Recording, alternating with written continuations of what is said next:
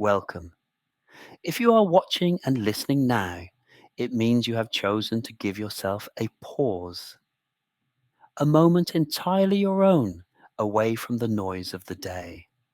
This is Opulent Dreams, a place where time slows down, where stories flow gently, and where sleep arrives without being called.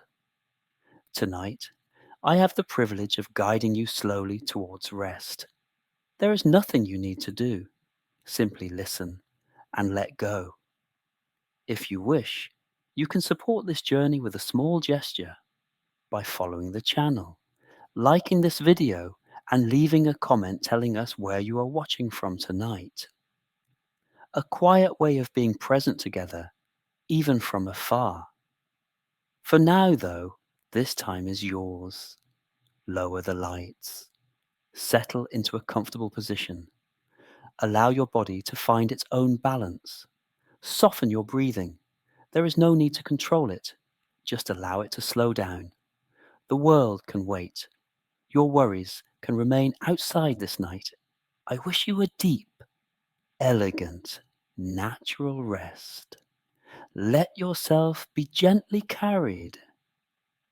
And when you are ready, let the dream begin. Rome fades slowly, like an oil lamp someone allows to burn down without hurry.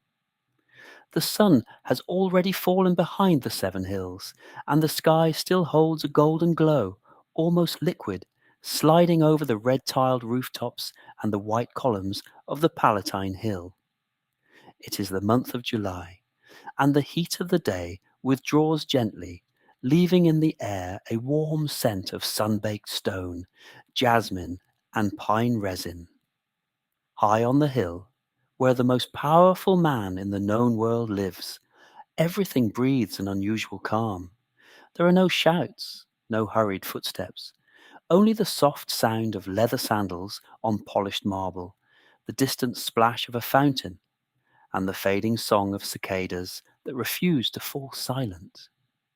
Gaius Julius Caesar, Octavianus Augustus, first emperor of Rome, master of an empire stretching from the mists of Britannia to the golden sands of Egypt, walks tonight, as he does on so many other nights, through the gardens of his home on the Palatine. He walks slowly, without grand escort. Only 2 Praetorian guards follow him at a respectful distance, their armor barely clinking, their steps matching the emperor's unhurried rhythm. The moon, nearly full, has already risen above the horizon, and its silver light falls upon the columns of pure white marble, that same marble Augustus had brought from the quarries of Luna, in the north of Italy, to transform a city of brick into a city of eternal stone. He himself once said, with that mixture of pride and calm that defined him, that he had found a Rome of bricks and left it in marble. And tonight, beneath the moonlight, that phrase seems to come alive before us. The columns rise like pale ghosts among the dark cypress trees. Their capitals, carved with acanthus leaves, cast delicate shadows across the mosaic floor. Every tile, every small coloured stone has been placed with almost religious patience, forming scenes of gods, laurel wreaths, and ocean waves that seem to move when torchlight brushes against them. The night air carries the scent of the gardens, late blooming roses still open, freshly trimmed myrtle, and farther off, the resinous perfume of the maritime pines that Augustus ordered, planted along the walls, so that the evening breeze would always carry that scent, that memory of the sea, even here, at the very heart of Rome.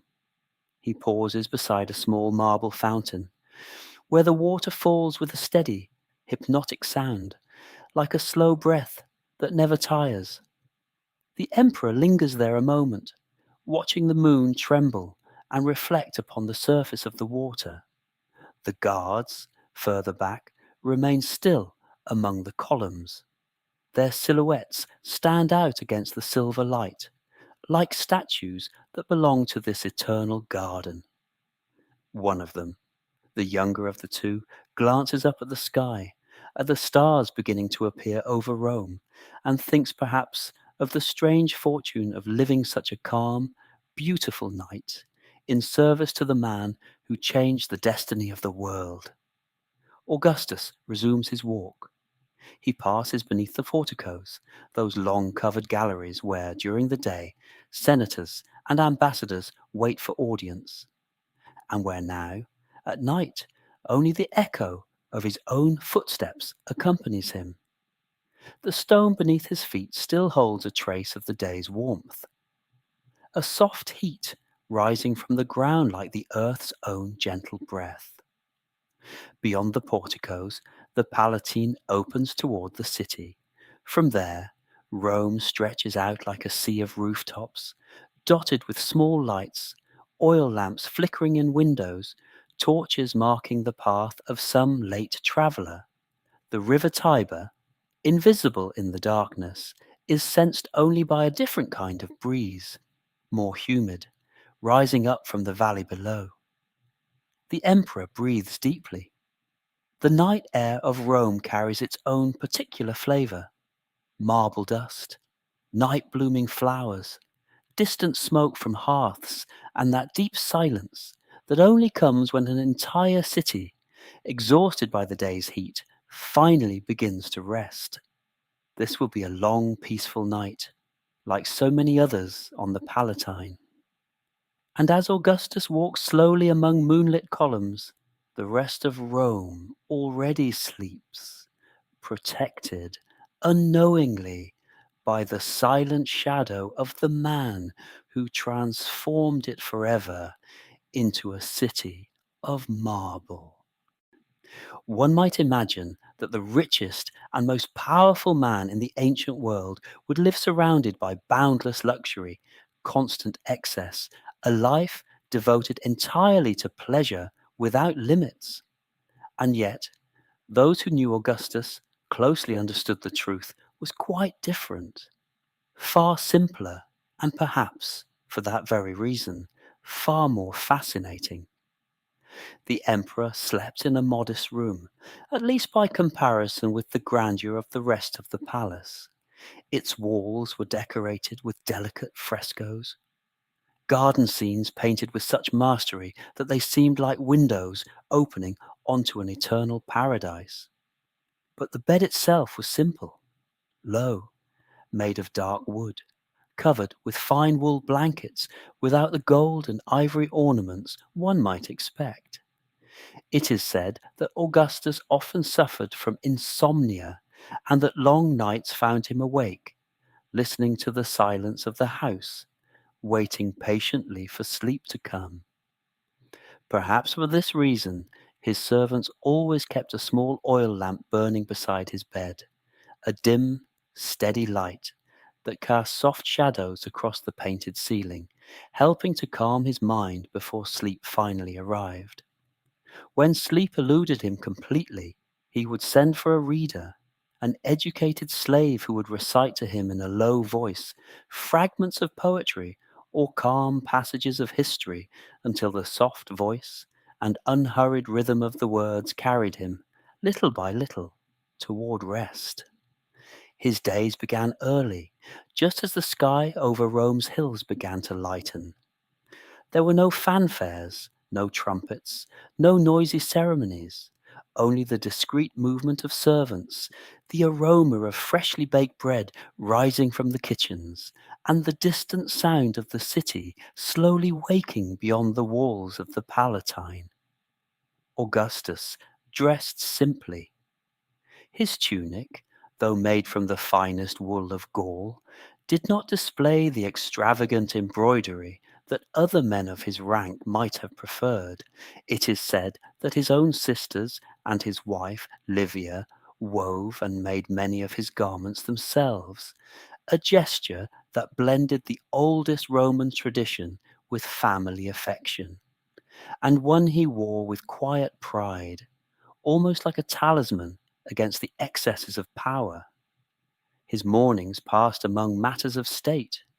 He received senators, ambassadors from distant lands, messengers arriving from the empire's frontiers with news that took weeks, sometimes months, to cross the Mediterranean. And yet, even amid these immense responsibilities, he maintained an unhurried, deliberate pace, as though he knew that true strength lay not in haste, but in calm. At midday, when the heat grew intense, the entire palace seemed to sink into a gentle silence. It was the hour when Augustus withdrew for a brief rest, following a very Roman custom, the siesta, that short sleep, allowing body and mind to recover before continuing with the afternoon's obligations. The palace mosaics, those silent works of art covering the floor of every room, told stories without words. In the main entrance hall, a mosaic depicted Apollo, Augustus's protector god, surrounded by laurel wreaths and golden rays. In the corridors leading to the private gardens, small tiles of blue and green glass recreated the movement of ocean waves, a constant nod toward that Campanian coast Augustus loved to visit whenever he could escape the weight of Rome. In the afternoons, as the sun began to lean toward the west, the emperor would often walk through the gardens, the very same ones we visited the night before, personally observing the care given to the plants, the flowers, the fruit trees growing along the walls. It is said he felt a particular fondness for the simple pleasures of the earth, for the scent of damp soil after watering, for the sound of bees among the almond blossoms, and so, between the administration of an immense empire and the small rituals of a surprisingly simple life, Augustus's days passed by. A man who possessed incalculable wealth, who governed territories stretching far beyond what the human mind could easily grasp, and who nevertheless found his peace not in excess, but in stillness, in the gentle routine of an ordered life, in the comforting silence of Roman nights. As the afternoon light slowly faded over the Palatine, and the shadows of the columns lengthened across the mosaics, Augustus prepared, unhurried, for the next part of his day. And though he did not yet know it, that very night an extraordinary banquet awaited him in the halls of the palace, a display of opulence that contrasted, almost poetically, with the simplicity of his personal habits. Night falls over the Palatine, and with it comes the transformation. The halls of the palace, silent during the day, come alive with warm, golden light. Hundreds of oil lamps, placed in bronze candelabra, rising like small metal trees, illuminate every corner of the great triclinium, the banquet hall where tonight senators, generals, poets, and ambassadors from distant lands will gather. The aroma arrives before the sight does, a dense, enveloping perfume, a blend of spices brought from the east, of spiced wine gently warming in great silver mixing bowls, and of the flowers covering every table, garlands of roses and violets woven together with laurel leaves. The guests arrive little by little, reclining upon the dining couches arranged in a horseshoe shape around the low tables. The couches, covered with purple cloth, and cushions stuffed with goose feathers, invite comfort, unhurried conversation, the slow enjoyment of a night that will stretch on, without haste, well into the early morning hours, and then begins the parade of delicacies. Servants, dressed in light linen tunics, enter in a line carrying trays of polished silver. Upon them, fresh oysters, brought that very morning from the coast of Baiae, still glistening with salt water. Beside them, peacock eggs, considered a rare delicacy, served with a smooth sauce of honey and wine. Then come the fish, prepared in countless different ways. Sea bream grilled over olive wood embers, wrapped in fig leaves that perfume the flesh with a sweet, smoky aroma. Lampreys slowly cooked in a thick sauce of red wine, pepper brought from distant India, and a touch of garum, that fermented fish sauce the Romans prized as much as we today prize our most refined sauces. The musicians, seated discreetly in a corner of the hall, play lyres and double flutes, weaving a gentle melody that accompanies conversation without ever overpowering it. Their notes blend with the murmur of voices, the soft clink of Venetian glass cups, and the restrained laughter of guests discussing, in hushed tones, the latest news arriving from the provinces. Then comes the main dish of the evening, a whole roasted pig, stuffed with chestnuts, dried plums, and aromatic herbs, presented on a great silver tray decorated with carved vine motifs and clusters of grapes. The aroma it releases, a blend of juicy meat and warm spices, spreads throughout the hall, wrapping the guests in a deep sense of contentment. Augustus, reclining on the central couch, watches it all with that characteristic calm that sets him apart. He does not overeat. It is said he preferred simple foods, coarse bread, fresh cheese, ripe fruit, and that at banquets he tasted only a little of each dish, more interested in the company and conversation than in the excesses of the table. And yet he understood perfectly the value of these displays of opulence, the silent message they sent to every ambassador, every foreign visitor. Rome is the richest, most powerful city in the known world, and its emperor can afford to offer every single night a feast worthy of the gods of Olympus themselves. The cups fill again and again with wine from Falernum, considered the finest in all Italy, carefully mixed with fresh water and at times sweetened with honey from the hives of Hymettus. The wine flows smoothly down the throats of the guests, loosening tongues, softening laughter, stretching the night toward ever calmer hours. Toward the end of the banquet, the desserts arrive. Small honey and sesame cakes, dates stuffed with walnuts, and a selection of exotic fruits, juicy pomegranates, ripe figs, fresh grapes, still touched with a light morning dew. Everything served with a deliberate slowness, as though time itself wished to pause within this hall lit by the warm glow of 1,000 lamps. And as the night wears on, as conversations grow softer, more unhurried, as the musicians shift to even slower, almost whispered melodies, the guests begin to feel that pleasant weight following a fine banquet, that sweet drowsiness inviting rest. Augustus watches the scene with quiet satisfaction. He knows these moments of splendor, these banquets combining extraordinary luxury with the warmth of good company, are also part of his legacy, part of that marble Rome he has built patiently, night after night, feast after feast, until an entire city became the shining reflection of his own tranquil power. Among all the provinces of the vast Roman Empire, there was one that held a unique place in the heart and mind of Augustus. Egypt, land of the great river Nile, land of eternal pyramids and golden temples, was not simply another province among many.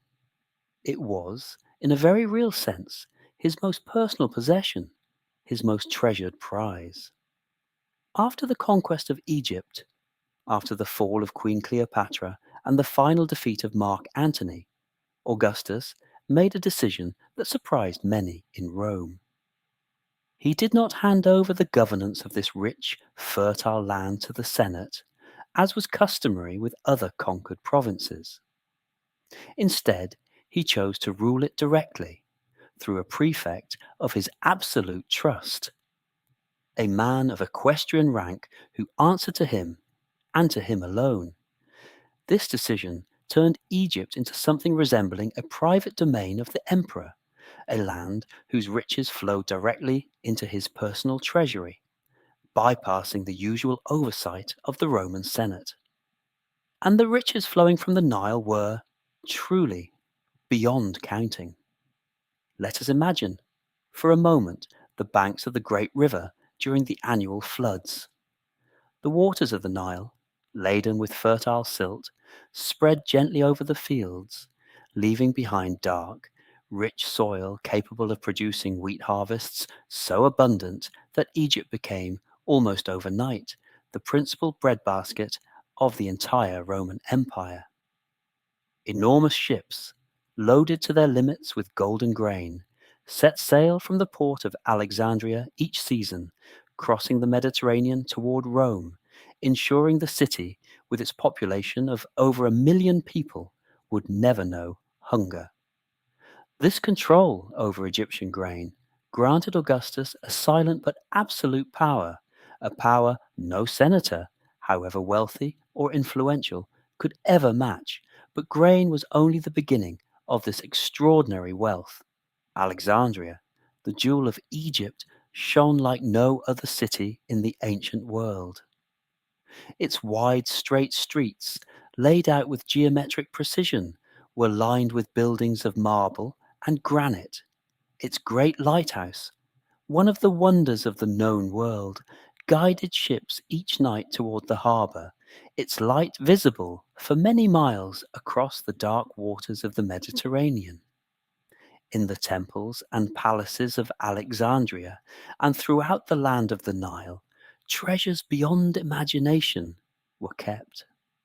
Gold extracted from the mines of Nubia, south of Egypt, precious stones, emeralds green as deep seawater, brought from remote mines in the eastern desert, ivory carved with extraordinary delicacy, exotic perfumes crafted from resins and incense brought from lands even farther away, beyond the Red Sea. It is said that when Augustus visited Egypt after his final victory, he gazed with silent respect upon the pyramids of Giza, those colossal structures already thousands of years old, silent witnesses to civilizations that had flourished and vanished long before Rome itself existed. And it is also said, in a gesture revealing much about his character, that he declined to visit the tombs of the Ptolemaic kings, choosing instead to pay homage before the tomb of Alexander the Great, whose remarkably preserved body rested in a sarcophagus within Alexandria itself.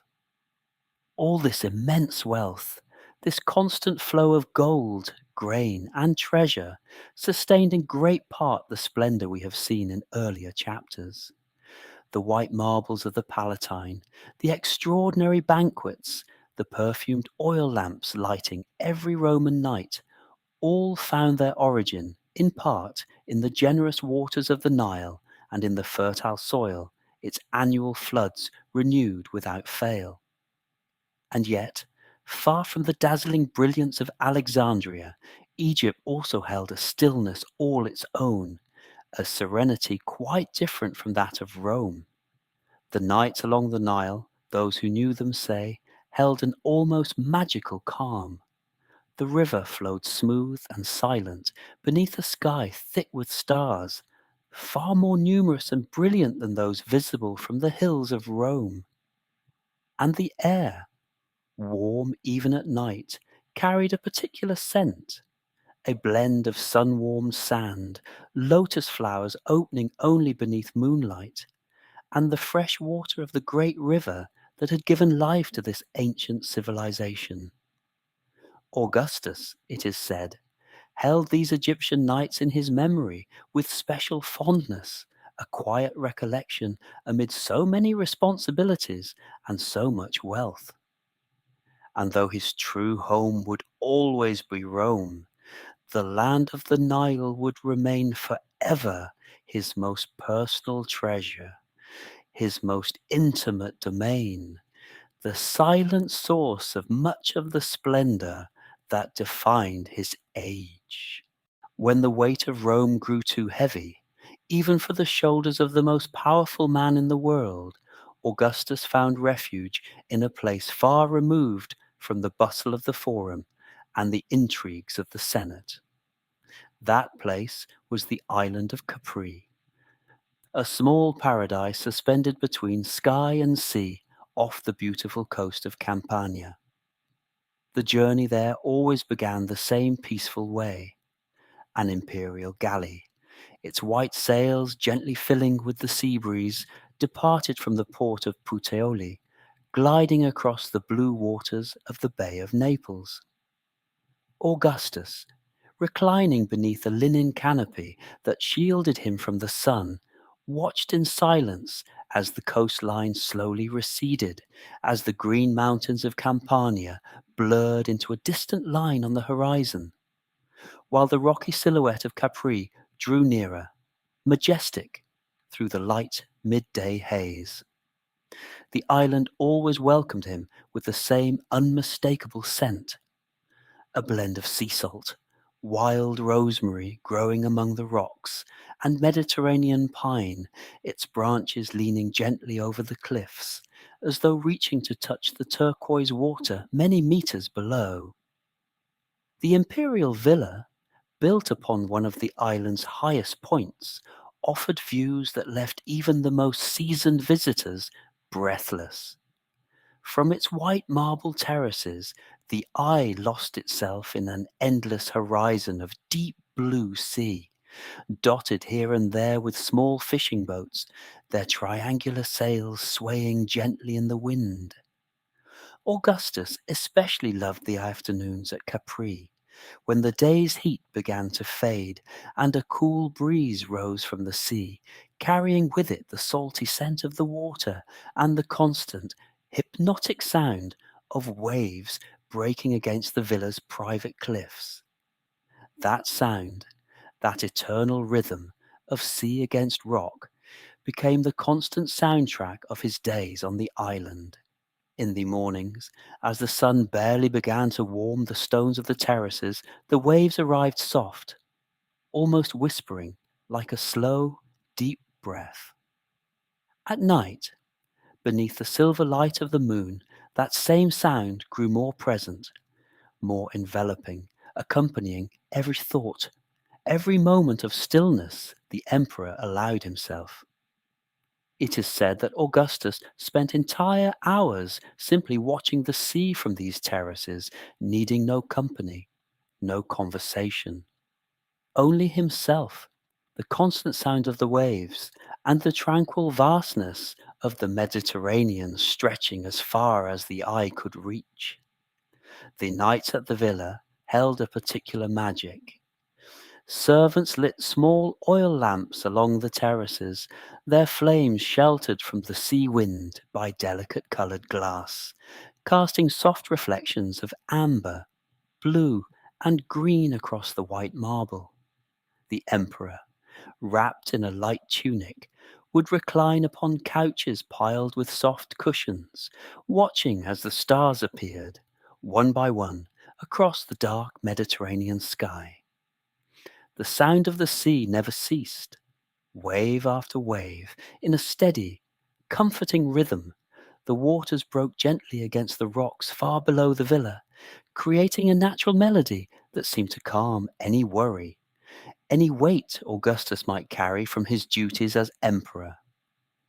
At times, when the breeze was especially gentle, the emperor would order a cup of light wine, mixed with fresh water, and sit in absolute silence, watching the moon trace a silver path across the dark surface of the sea, a path that seemed to stretch infinitely toward the horizon, toward distant lands that not even the greatest empire in the world could fully reach. The villa's gardens, tended with great care by skilled gardeners, added to this atmosphere of complete serenity. Fig trees heavy with ripe fruit, lemon trees whose citrus scent mingled with the salty sea breeze, and small paths bordered with wild lavender, its soft perfume released each time someone walked nearby, brushing the plants lightly with the hem of their tunic. Capri represented for Augustus far more than a simple place of rest. It was a constant reminder that even the most powerful man in the world needed moments of absolute stillness, moments where the only sound that mattered was the eternal murmur of the sea against the rocks, and where the only necessary thought was the simple, deep contemplation of the natural beauty stretching, endless, before his eyes. And so, night after night, as the waves continued their eternal dance against the island's cliffs, Augustus found in Capri something that neither all the gold of Egypt nor all the marble of Rome could ever offer him.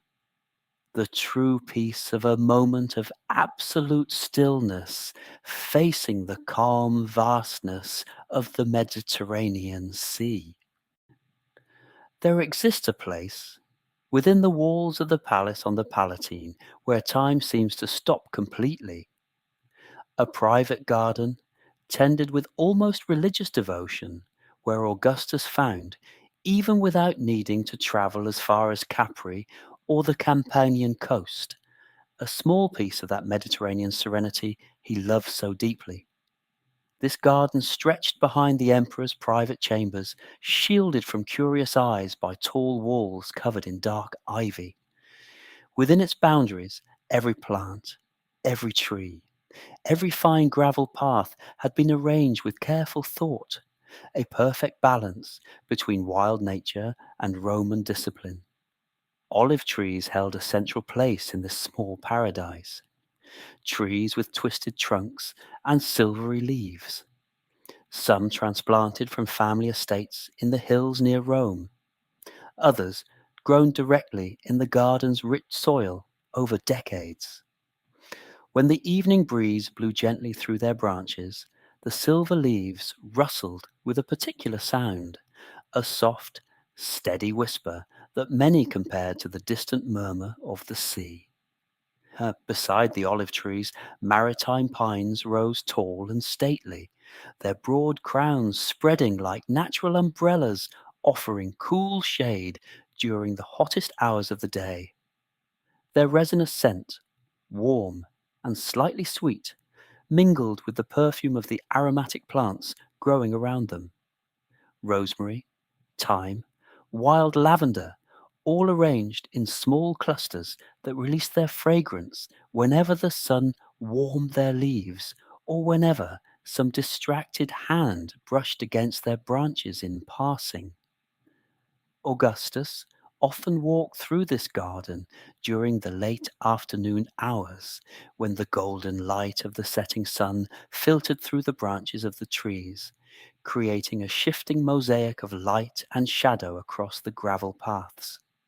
He walked slowly, without any hurry, pausing now and then to admire a freshly opened flower, or to listen to the song of some bird that had found shelter among the highest branches of the pines. At the garden's centre, a small marble fountain let its water fall with a steady, soothing sound, a rhythmic dripping that blended perfectly with the rustle of leaves and the occasional bird song, creating a natural symphony that accompanied every walk the emperor took. Toward evening, as the day's heat finally began to fade, the garden filled with a different kind of life. The cicadas, which had sung tirelessly through the sunlit hours, gradually fell silent, making way for the first crickets of the night, their soft, steady song announcing the arrival of darkness. The air then grew cooler, lighter, the breeze arriving from the sea, though the Palatine lay several kilometers from the coast, always seemed to find its way into this private garden, carrying with it a faint salty scent that mingled with the perfume of the Mediterranean plants, creating a unique atmosphere found nowhere else in Rome. It is said that Augustus, at times, spent entire nights in this garden, especially during the warm summer months when the heat inside the palace became difficult to bear. His servants would prepare a simple bed beneath the branches of the largest pines, covered with light linen blankets, where the emperor could rest beneath the starry sky, lulled by the gentle sound of wind moving through the leaves and the steady song of the crickets. The stars on those summer nights shone with extraordinary clarity over Rome. Without the artificial lights that would illuminate future cities many centuries later, the night sky revealed itself in full splendor. A dark cloak scattered with thousands of glittering points, some forming the constellations Roman astronomers had learned to recognize and name after ancient heroes and gods. Augustus, lying beneath this endless sky, found in the simplicity of this moment a peace that neither the gold of Egypt, nor the whitest marble, nor the most splendid banquets could ever offer him. Only nature, in its purest and simplest form, the whisper of the olive trees, the scent of the pines, the gentle song of the crickets, and the silent vastness of the starry sky above Rome. Little by little, as the night wore on and the garden sank into a soft, protective darkness, sleep began to draw near for the emperor as well, drawn by this natural symphony of peaceful sounds, by this comforting scent of damp earth and aromatic plants, by this deep stillness that only a Mediterranean garden, lovingly tended over decades, could offer to one seeking, if only for a few hours, to escape the immense weight of ruling the known world. The night has grown deep now over Rome. The stars, which earlier scattered faintly across a barely darkened sky, now cover the entire heavens completely. An infinite silent blanket stretching over the marble city, over its temples, its palaces, its streets now empty and calm. On the Palatine, the last oil lamps begin to go out one by one, letting the silver light of the moon become the only guide through the palace's hallways and gardens. The banquet guests departed hours ago, carried in quiet litters back to their own homes, taking with them the warm memory of a night of splendor and good company. Augustus, wrapped in a light tunic, takes his last walk of the night through the gardens he loves so dearly. His footsteps, slow and unhurried, echo softly on the fine gravel of the paths, accompanied only by the steady whisper of the olive trees and the calm song of the crickets we have come to know so well. He pauses, as he does on so many nights, beside the small marble fountain. The water still falls with its eternal rhythm, drop after drop, creating that hypnotic sound that has accompanied him through so many years, through so many nights, just like this one. He thinks perhaps of the distant lands of Egypt, of the generous waters of the Nile still flowing, silent, beneath the same stars now shining over Rome. He thinks too of Capri, of the steady sound of waves against the private cliffs of his villa, of that absolute peace only the Mediterranean Sea seems able to offer. All of Rome sleeps now beneath this starlit sky. From the highest hills to the quiet banks of the Tiber, the city rests, protected by the silent shadow of its temples, by the eternal solidity of its white marble columns, by the deep peace that comes only when an entire day, with all its banquets, its responsibilities, its moments of splendor and stillness, finally comes to an end. The Praetorian guards, stationed discreetly among the garden's columns, remain motionless, their silhouettes barely visible beneath the soft moonlight. They too, though silently, feel the comforting weight of this late hour, this deep calm wrapping the entire Palatine like an invisible, gentle cloak. Augustus breathes deeply, one final time, the fresh night air of Rome. That air carrying familiar scents, warm marble, night jasmine, pine resin, and that distant breeze, barely perceptible, seeming to carry with it the memory of the sea, even here, at the very heart of the empire. Little by little, his steps carry him back toward his private chambers. The small oil lamp, lit as it is every night by his faithful servants, casts soft, warm shadows across walls painted with eternal gardens, those delicate frescoes accompanying him, night after night, toward rest. He lies down at last upon his simple bed, feeling the pleasant weight of sleep beginning, little by little, to wrap around him. The sound of the fountain, distant now but still present, blends in his mind with the memory of the sea at Capri, with the murmur of the olive trees in the garden, with the eternal flow of the Nile beneath the stars of Egypt. And as his eyes close, slowly, as his breathing grows slower, deeper, calmer, all of Rome seems to breathe with him in that same unhurried rhythm, in that same infinite calm. The marble columns continue shining, silent, beneath the moonlight. The gardens continue whispering softly with the night breeze. And somewhere, far away, the waves of the Mediterranean continue breaking, eternal and constant, against the quiet shores of the empire.